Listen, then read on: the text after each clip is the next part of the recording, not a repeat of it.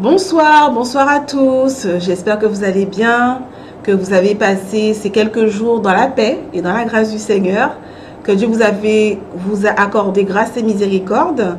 Alors ce soir, nous voici partis pour notre épisode numéro 3, service du sanctuaire terrestre et céleste.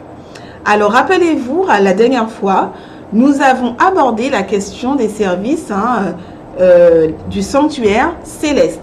Nous avons d'abord compris que véritablement le sanctuaire céleste existe. Donc si vous n'avez pas encore vu cet épisode, je vous invite à revenir sur cet épisode. C'est l'épisode numéro 2 de la saison numéro 2.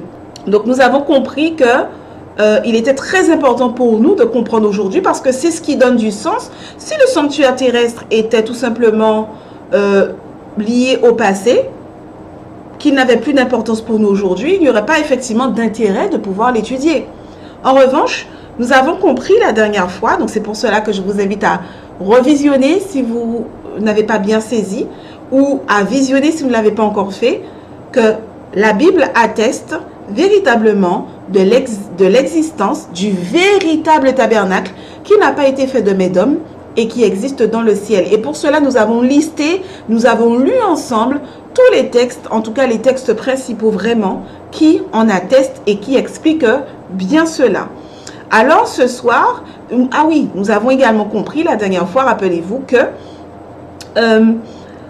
tout comme il y avait un officiant ou des officiants, d'accord, au sein du sanctuaire terrestre, dans le véritable tabernacle au ciel, il y a également le véritable, le vrai, d'accord, souverain sacrificateur, ministre du sanctuaire, à qui l'autorité a été donnée d'accomplir les différents services au sein du sanctuaire céleste et que cette personne n'était autre personne que Jésus-Christ de Nazareth. C'est lui-même qui est bel et bien le souverain sacrificateur. Donc ce soir, nous allons voir, rappelez-vous que nous avions parlé de 3 services au sein du sanctuaire terrestre. Nous avons dit que ce qui se faisait dans le sanctuaire terrestre était une représentation de ce qui se faisait dans le ciel, du véritable tabernacle. Donc clairement, nous allons comprendre ce soir, par la parole de Dieu, par sa grâce, quels sont ces services au sein du sanctuaire céleste et surtout, que représentent ces services. Mes chers amis, rappelez-vous, au sein du sanctuaire terrestre, on essaie toujours de se remémorer. Il y avait combien de services dans le sanctuaire terrestre? 3 services, d'accord? Le premier service, service quotidien. Le deuxième, service d'expiation. Et le troisième, le service annuel. Quotidien, expiation, annuel. Quotidien, expiation, annuel. Que représente donc, puisque tout a été fait selon un modèle, tout est une image et une ombre des choses célestes, que représentent ces 3 fameux services qui étaient accomplis, qui étaient réalisés au sein du sanctuaire terrestre? Alors, mes chers amis, la parole de Dieu nous révèle que les 3 services du sanctuaire terrestre représentent les différents ministères de Jésus-Christ à travers le temps pour la rédemption de l'humanité. Mes chers amis, si nous devions résumer le sanctuaire, si nous devions donner des éléments de synthèse, quelque chose de très important serait de comprendre que le sanctuaire terrestre nous a été donné pour modèle pour comprendre quel était le rôle de Jésus. Donc d'une part, il n'y a pas que cela, mais d'une part pour comprendre quel était le rôle de Jésus, quels sont les différents ministères que Jésus allait accomplir dans le temps, d'accord, pour sauver l'humanité. Je reprends parce que cela est capital. Le modèle du sanctuaire terrestre nous a été donné d'une part pour comprendre quels sont les différents ministères, d'accord, comment Jésus allait s'y prendre pour pouvoir régler, pour pouvoir résoudre le problème du péché et de l'auteur du péché. Comment Jésus va donc-il s'y prendre pour régler le problème du péché, d'accord? Mais surtout donc, comment va-t-il s'y prendre pour sauver l'humanité? Car du jour où Adam et Ève ont péché, du jour où l'humanité a péché, d'accord, Jésus n'a eu de cesse avec son Père de pouvoir accomplir ses différents ministères pour pouvoir donner l'opportunité à toi, à moi, à chacun des êtres humains de pouvoir, d'accord, être sauvé. Alors, lorsque nous parlons de service, de ces différents services, du service quotidien, du service d'expiation et du service annuel, nous comprenons que ce qui était fait sur la terre, donc, comme je le disais, étaient des représentations au niveau du service quotidien. Ce service comprenait des sacrifices offerts matin et soir pour les péchés d'iniquité du peuple. Il prenait place dans le parvis. Vous vous rappelez de cela? Le service quotidien prenait place sur le parvis.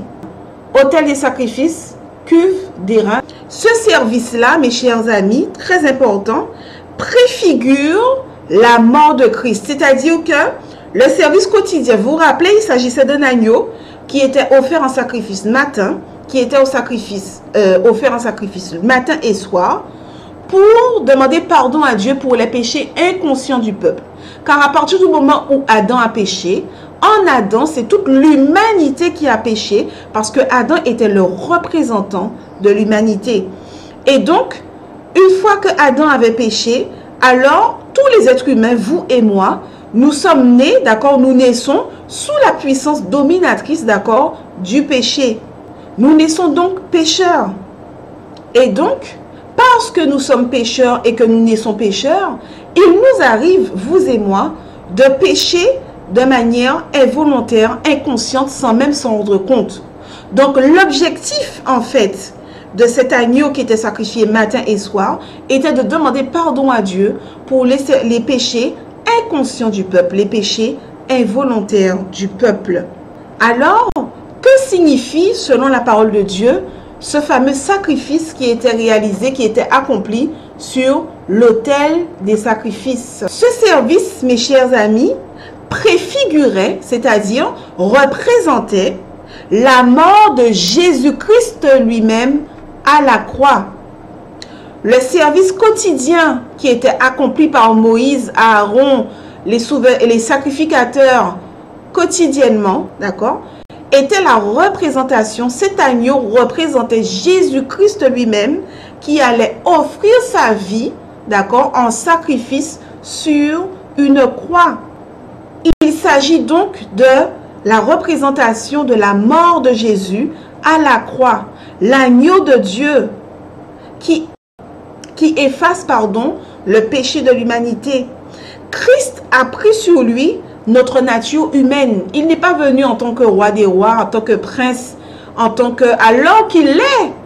Il est prince, mais il n'est même pas prince, il est roi. C'est le roi des rois. Il aurait pu venir dans toute sa splendeur, dans toute sa majesté, avec toute sa gloire. Non, il a choisi de venir dans une nature humaine, la nature pécheresse, celle qui avait péché, celle qui était la plus méprisable. Il a choisi de revêtir cette nature dans un corps humain, dans une chair humaine, d'accord, comme un petit enfant sans défense, comme un agneau sans défense, pour nous offrir le don de la vie éternelle. Car lorsque Jésus va venir en tant que petit enfant, qu'il va grandir et qu'il va aller mourir sur cette croix, une fois adulte, qu'il va porter le péché de l'humanité sur lui, c'est pour nous offrir la vie éternelle. La vie éternelle, c'est véritablement un don. Donc, il est très important, mes chers amis, de comprendre cela, que lorsque Jésus est venu sur terre, c'est un ministère qu'il est venu accomplir, d'accord? Lorsque Jésus, rappelez-vous, nous avons dit au début que les 3 services du sanctuaire terrestre représentent, d'accord, les 3 ministères différents de Jésus également, qu'il a accomplis, d'accord, pour rétablir l'humanité. Donc, lorsque Jésus va venir sur terre, pour mourir sur la croix, offrir sa vie en sacrifice pour nous offrir la vie éternelle, ce ministère qui était accompli, réalisé à l'époque sur le parvis, représente le ministère que Jésus a eu sur terre. Tout cela, le service quotidien, représente le ministère de Jésus sur terre. Parce que par son œuvre sur la terre, lorsque Jésus est venu pendant 3 ans et demi, avant de mourir sur la croix, et par son sacrifice, Christ nous a rendus libres de notre esclavage du péché.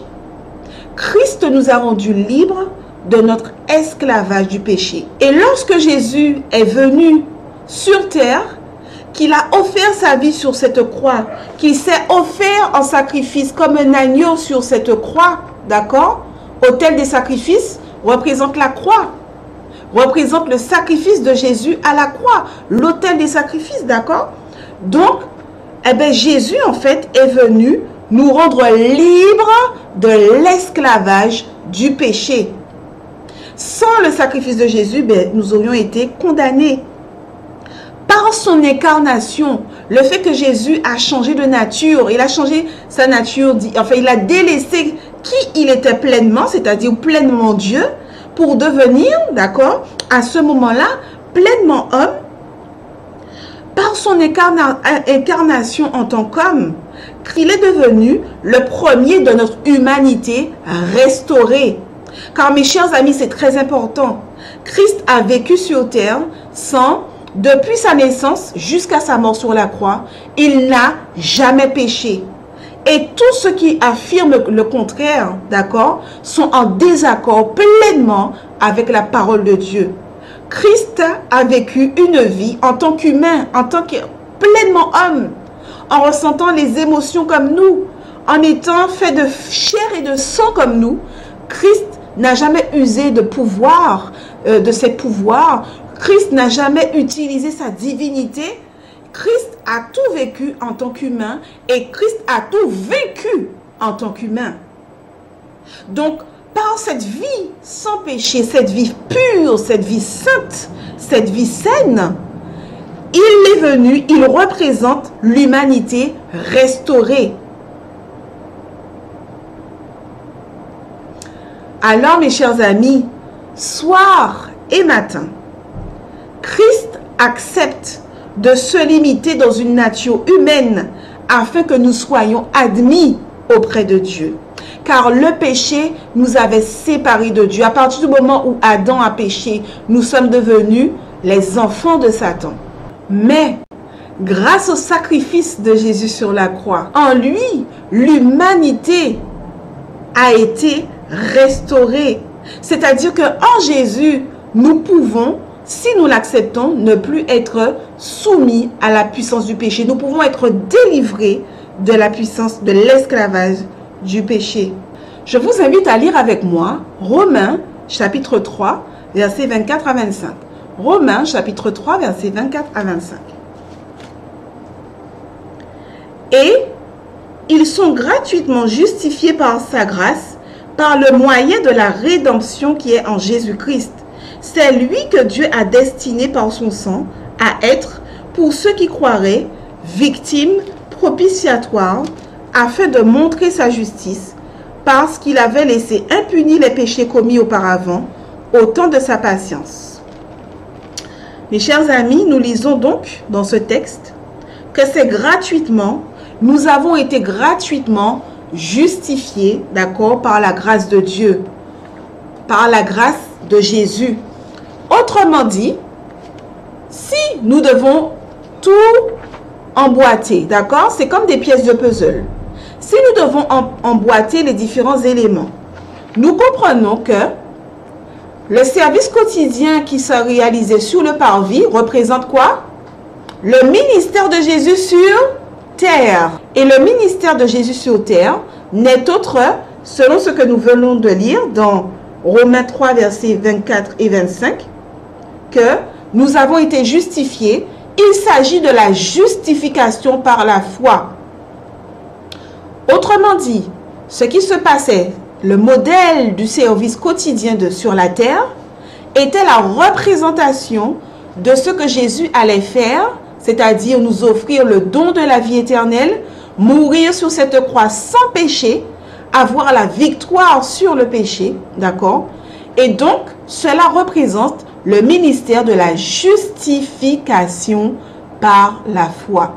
Eh bien, mes chers amis, si cela a été clair pour vous, alors pour ce soir, nous allons nous arrêter là parce que je n'aimerais pas vous donner trop en même temps afin que vous puissiez revenir sur les différents passages, que vous puissiez lire, que vous puissiez chercher, que le Saint-Esprit puisse convaincre les cœurs. Et je vous donne rendez-vous très vite au prochain épisode afin de maintenant comprendre en quoi consiste le service d'expiation au sein du sanctuaire céleste et en quoi consiste le service annuel au sein du sanctuaire céleste. Je vous fais des gros bisous et je vous dis, mes chers amis, à très vite. N'hésitez pas encore une fois, si vous avez des questions, à nous envoyer à goditserstaff@gmail.com vos questions. À très vite.